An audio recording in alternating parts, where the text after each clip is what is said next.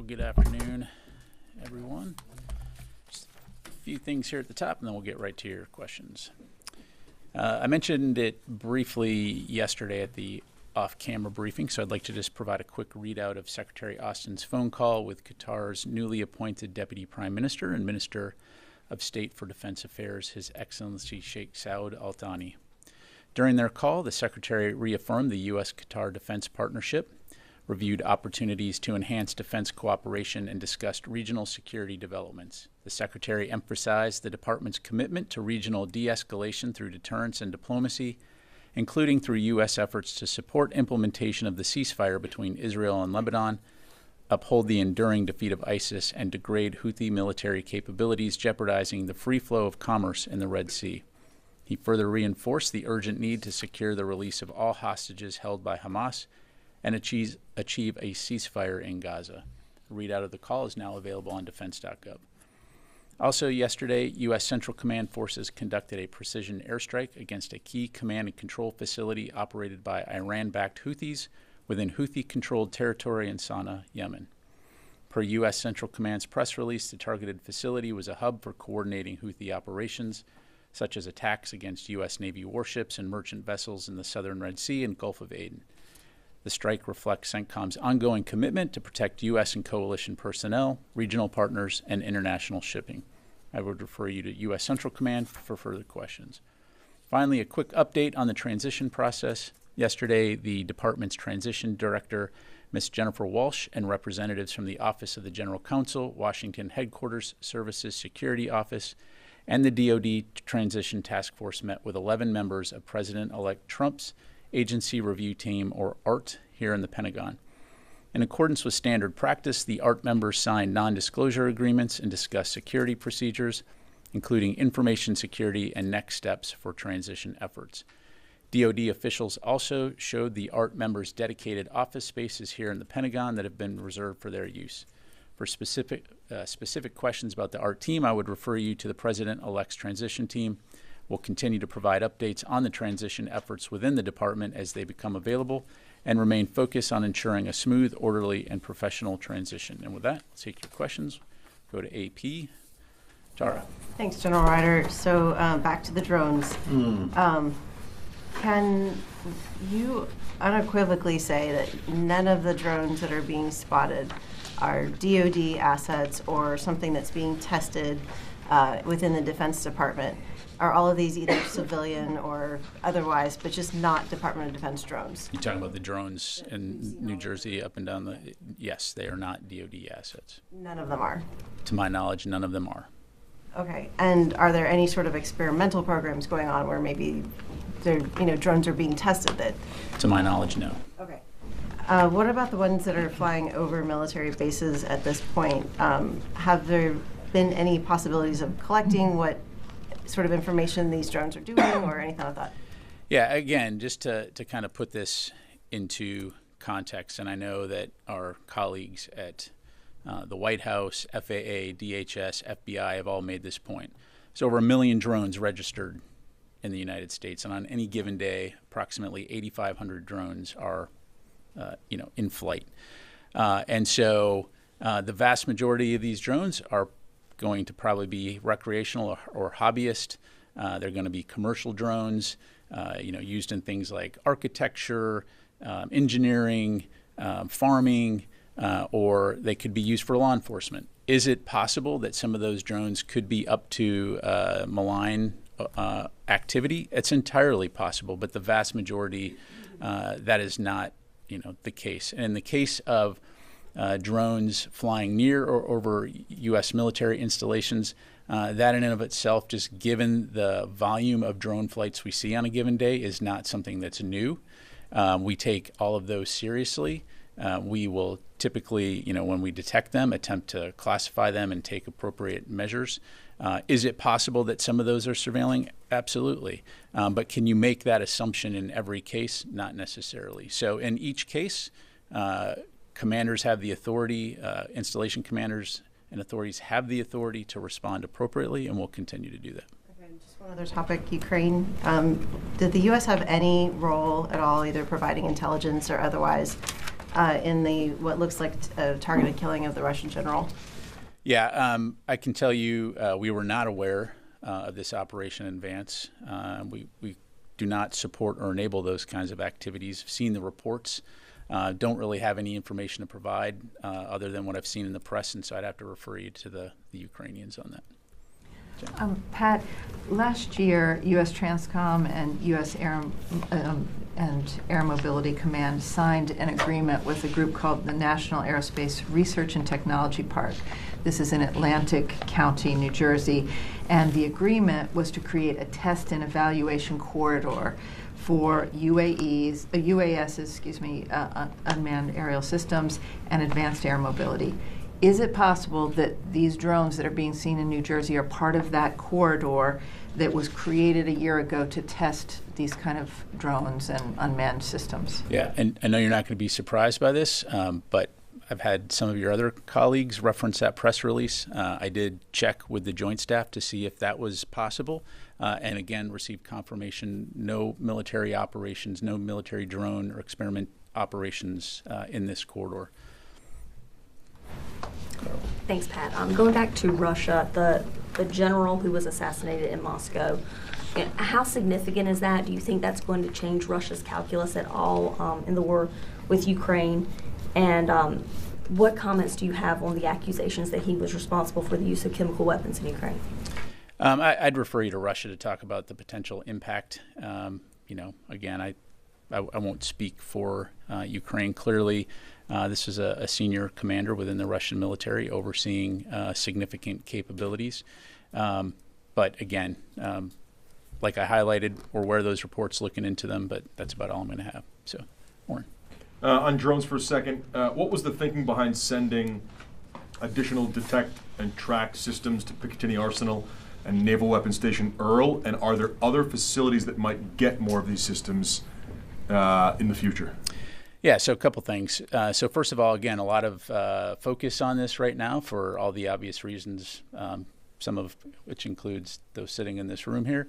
And so we're going to take this seriously. And so ensuring that installations, in this case Picatinny and Earl, have the capabilities they need to detect, to identify and track as appropriate in the event there's drone activity near those facilities. To your other question, this is exactly what the counter unmanned systems strategy that DoD put out recently talks about, is looking at what are those priority installations, what are the trends when it comes to unmanned systems or unmanned aerial systems as well, and what does the DoD need to be doing in order to address that issue, particularly when it poses a potential threat to our personnel or installations. The thing is that I think we've all recognized the fact that unmanned systems are here to stay. They're a part of modern warfare, and whether it's here in the homeland or overseas, we want to make sure that we're doing due diligence to protect our forces and protect our equities from a national security standpoint. So, I think you'll see us continuing to look at that, and it's something we're going to continue to take seriously. What systems are being sent and when will they arrive? In addition to some of the capabilities that are already on these installations, these capabilities essentially will enhance space authorities' ability to detect, identify, track UASs. So, for example, this could include active or passive detection capabilities, plus capabilities like the system known as drone busters, which, as you know, employs non-kinetic means to interrupt drone signals, affect their ability to operate. All right, Kelly. You mentioned that it wasn't all that unusual to see some drones over military bases. You mentioned this is becoming more and more of a common occurrence in the use of drones. But what would constitute it as a threat? What is the benchmark, and have you been communicating with other military installations to be ready for more of these drones, and how to spot if it could be a threat before it might be too late? Yeah. Again, it won't surprise you. This is not a new conversation for us within DoD. I mean, as I highlighted, drones flying whether here or overseas, is not something new, right? And especially in the United States with 1 million registered drones and 8,500 flying on any given day. Similar to vehicles that may inadvertently approach a base, the same can be true for drones. As to what constitute a threat, that obviously has to be assessed on a case-by-case basis, depending on what the drone is doing, where it's going, and so I'm not going to provide a blanket definition, but again, the idea here is that by providing training, capabilities, resources, commanders are able to assess and make those determinations. The other thing that I think it's very important to remember is that when we're here in the homeland, the authorities that the U.S. military has to detect and track these kinds of things is much different than it would be if we were in a combat zone. In other words, the intelligence, surveillance, and reconnaissance capabilities that we can employ outside the United States are much different for very good reasons. We don't collect intelligence on American citizens. And so that, of course, appropriately requires to work very closely with local, state, and federal authorities, law enforcement authorities, when necessary to address these threats. And you mentioned the White House and the administration did share a bit of their assessment of what these drones are, but we know lawmakers are being briefed on Capitol Hill and members of the public. This isn't really sitting well with them. They aren't really kind of taking this explanation for those that really saw these drones with their own eyes. So what would you say to them? Well, again, I definitely don't want to minimize the significant interest and the concern that people have. But again, I think in the way that you now have this modern technology and the ability, you could go out of here right after this briefing and go and buy a drone, and you could fly it around your neighborhood. And as long as you're flying it appropriately and not in restricted airspace, there's nothing illegal about flying that drone. So again, just providing some perspective here, and I think the joint statement that we put out highlighted that the assessment in terms of what these reported sightings could be in terms of a combination of lawful commercial drones, hobbyist drones, law enforcement drones, as well as manned fixed-wing aircraft. Again, don't want to minimize it, but I think it's important to understand too just the volume of drone activity that will likely only increase into the future, and the fact that it is legal to fly drones, and if they go into restricted airspace, of course, we'll take appropriate action. Just why does it have to be a classified briefing if these are just hobbyist drones, they're not military drones? Why is it a classified briefing on the Capitol Hill? I'd have to refer you to Congress on that. Again, sharing as much information as we can here. I don't have the briefing in front of me, so I can't tell you specifically, what aspects are classified or not. I can assure you, though, that again, we are sharing as much information as we can based on what we know. Let me go to the other side of the room here, Chris.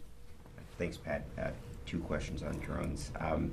One, there's particular interest, perhaps by us, but also from the U.S. government regarding the drones in New Jersey. Does the Pentagon have any indications that those drones in New Jersey are somehow different in size, activity, etc., than the drones that have been spotted at Wright-Patterson Air Force Base, Hill Air Force Base, and other locations in the past few days?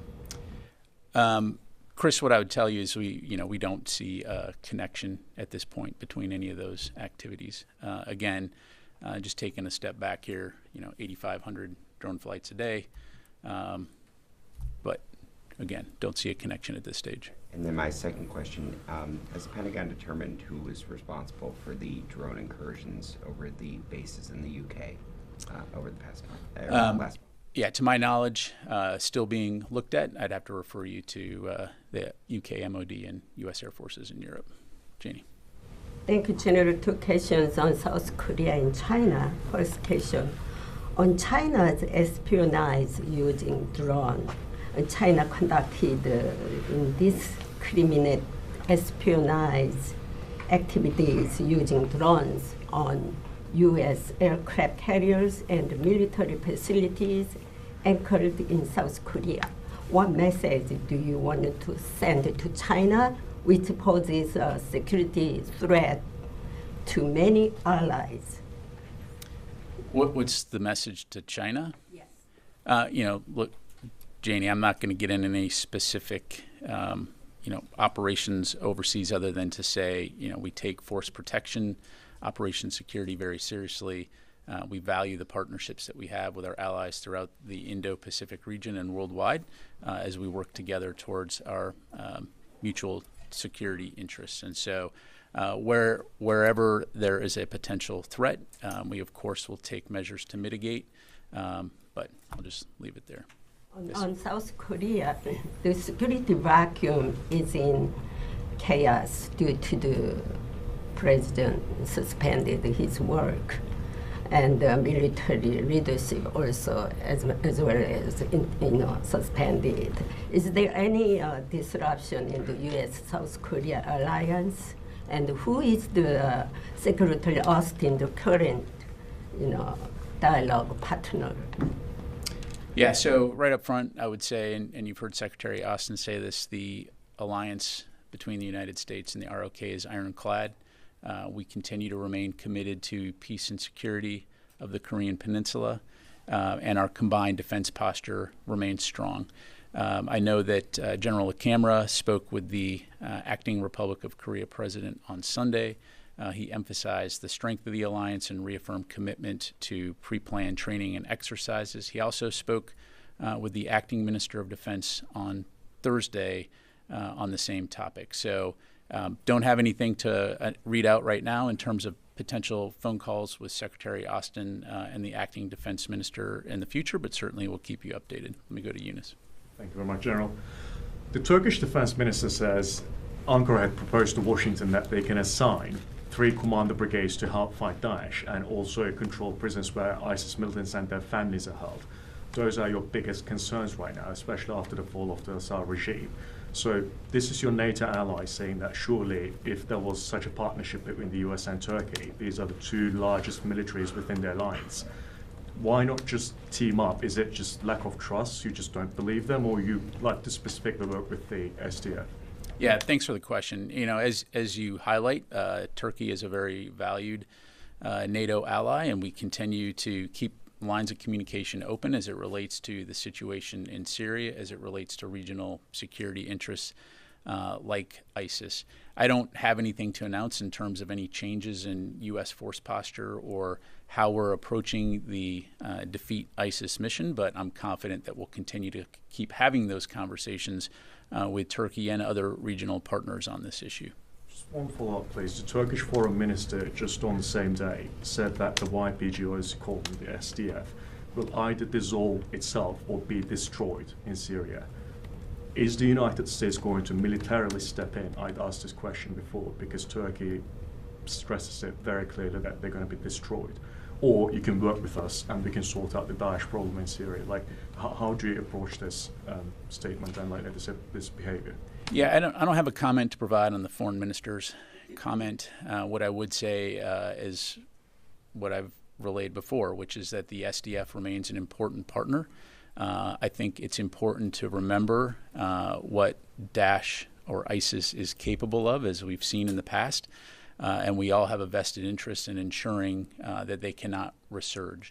And so I know, again, we're speaking with our Turkish counterparts and others in the region as it relates to the challenges associated with ISIS, as well as the SDF and the continued important role they play in preventing a resurgence of ISIS. And so we'll continue to have those conversations, and I'll just leave it there. Let me get to a couple other folks here real quick. Let me go to Jeff Shogel, Task and Purpose.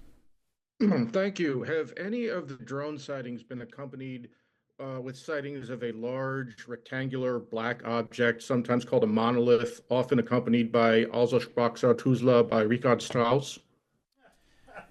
Yeah, thanks, Jeff. I would probably have to think back to the words of a very wise prophet, Obi-Wan Kenobi, who said, "These aren't the drones you're looking for."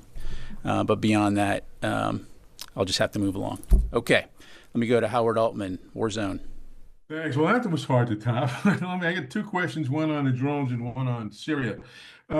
I know you told Chris that these are not see, you're not seeing any connections, but in terms of visual or sensor data that is of the drones that have been seen over the U.S. bases, both CONUS and no CONUS, what similarities are you seeing in visual and sensor data? My question on Syria is, Muslim Abdi, the head of SDF, is proposing a proposal to establish a demilitarized zone in Kobani with the redistribution of security forces under American supervision and presence. Is the U.S. familiar with this? And does the U.S. have any ability to have additional forces or additional presence in that region? Thanks. Thanks, Howard. On your first question, I'm not going to have any information to provide in terms of sensor data, other than, again, as I highlighted earlier, we are employing a variety of both passive and active sensors in order to detect as it pertains to DoD installations. And of course, we're not the only ones in this business when it comes to U.S. civil airspace. I'd certainly refer you to DHS and FAA on that front.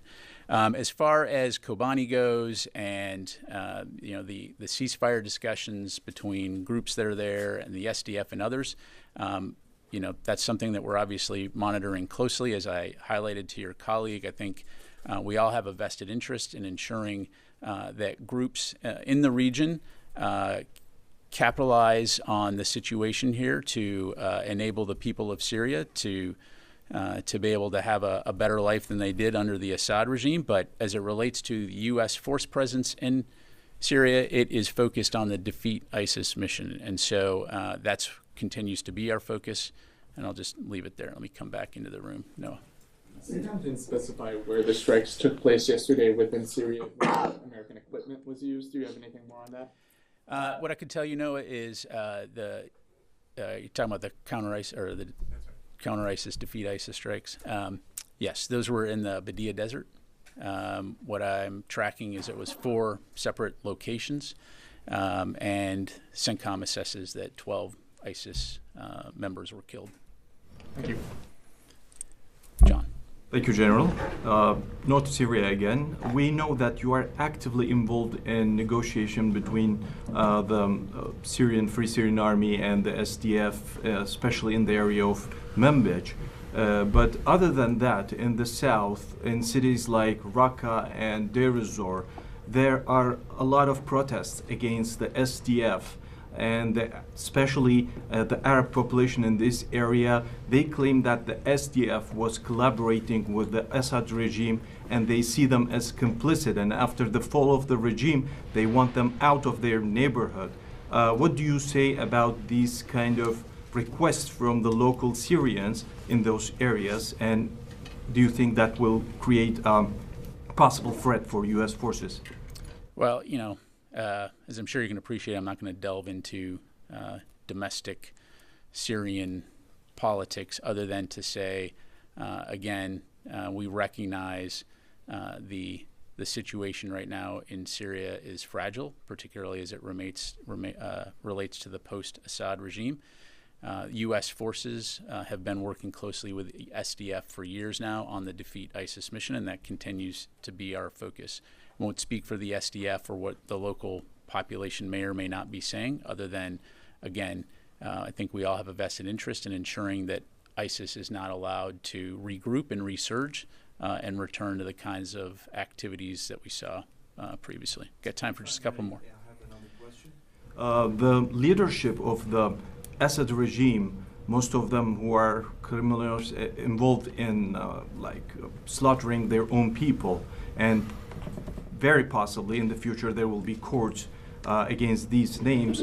We know Bashar al-Assad flew right away to Moscow, but rest of his team, do you have any idea how did they get out of the country, or do you follow any intelligence about personalities like Maher Assad, his brother? Yeah, I don't have anything to provide from the podium here. Let me go to Mike. Thank you, General Pat. One question on Syria. Since last week, the Turkish-backed Syrian National Army and militants are amassing around the controlled areas of SDF. Are you engaging with Turkey on this? And do you think a Turkish incursion into northeast of Syria is imminent? Again, I won't speak for Turkey in terms of what they may or may not do. And then I'm sorry, the first part of your question, negotiating with who? Yeah, like the Turkish-backed forces in around Kobani, amazing around Kobani to invade Kobani. Are you engaging with Turkey on this?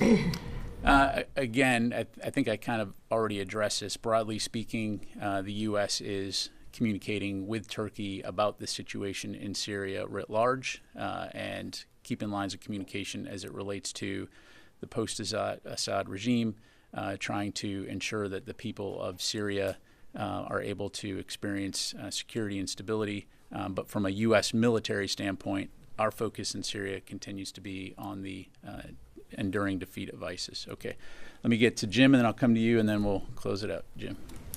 Joe, just to Syria again, given all the unrest, are the and the counter-ISIS mission there, are the U.S. forces able to pursue that mission, and is the force protection measures, given the unrest, adequate for what's happening now?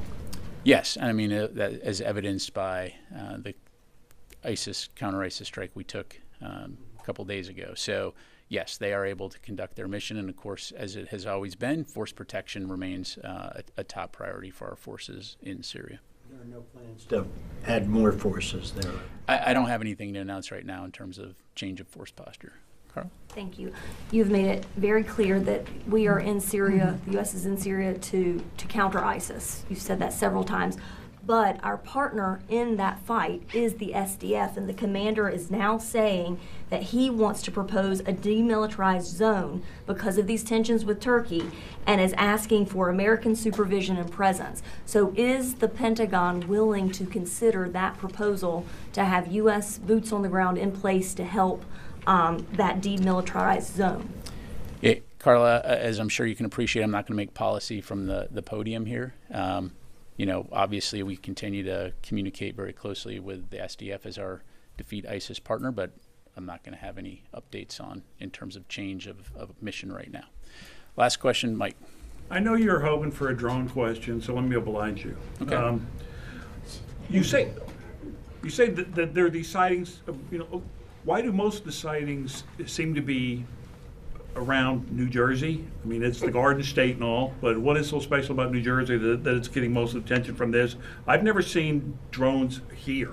I've never seen them flying around Virginia. And second question, drone-related question. I know we are building on you're developing the military's ability to detect drones. Are you also working on their ability to defeat drones in the air? Yeah, absolutely. To answer your last question, and I would encourage you to go take a look at the counter unmanned strategy that we put out, just last week, that talks about the approach that we're going to take, and that includes the ability to defeat drones both kinetically and non-kinetically. And so, again, looking at places like Ukraine, we've seen the impact that drones can have on the battlefield, and so it's something that the department's taking very seriously. As for your question in terms of the preponderance of sightings, reported sightings in the New Jersey Northeast corridor, I can't answer that question, Mike. Again, personal experience, I have seen drones in D.C. I've seen drones, personal drones flying around. And as I've mentioned from this podium before, one of my close relatives is a private drone operator. And I'm sure some of that person's neighbors have often wondered, what that drone is doing. Without taking a holistic snapshot of every single privately operated drone across the United States, some of which can be that big, some of which can be that big, it's hard to know specifically, why at this point in time. And again, as was highlighted in the joint statement, the current assessment explains what we think most of those are, to include piloted manned aircraft. The last thing I would say on it, again, completely understand the concerns, completely, will reinforce we're taking this seriously. It's sometimes when you focus on something, suddenly you notice more. And so, there's always the potential that because of the heightened awareness, now we're just more aware of this particular issue. But again, we'll continue to take this very seriously. We'll continue to take appropriate action if and when it's deemed that any of these drones near U.S. military installations pose a threat. But in the meantime, again, I think it's been very clear that we've not identified that any of these reported drone sightings were assessed as anomalous, or that it presented a national security or public safety risk over civilian airspace in New Jersey or other states in the Northeast. All right. You're ruling out, Pat, that this is part of this testing corridor between Dover Air Force Base and Joint Base McGuire? Yes. Thank you. All right. Can I ask you a follow-up? I apologize.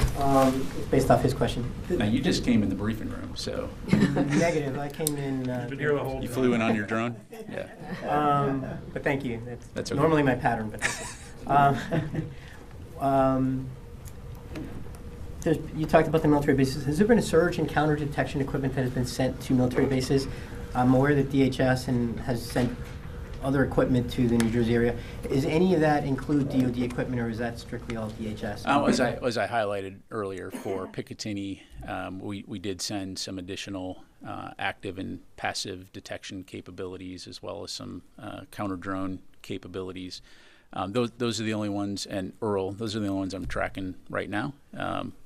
But again, if we need to look at other installations, we certainly can, but I don't have anything else to. When you say active and passive, I mean, that is just strictly detection, or is that actually to bring drones down? So active and passive detection, different methods to be able to detect drones using different capabilities, right? So passive measures would essentially be it just has the ability to receive signals without emitting signals, whereas active would be like radar. I bounce the signal off and it bounces back, right? And then separate from that would be counter UAS capabilities, things like let me make sure I get the name right here, like drone busters, which essentially emits a signal which is able to interrupt the signal on the drone, which can affect its flight. So that's a methodology that we have that is able to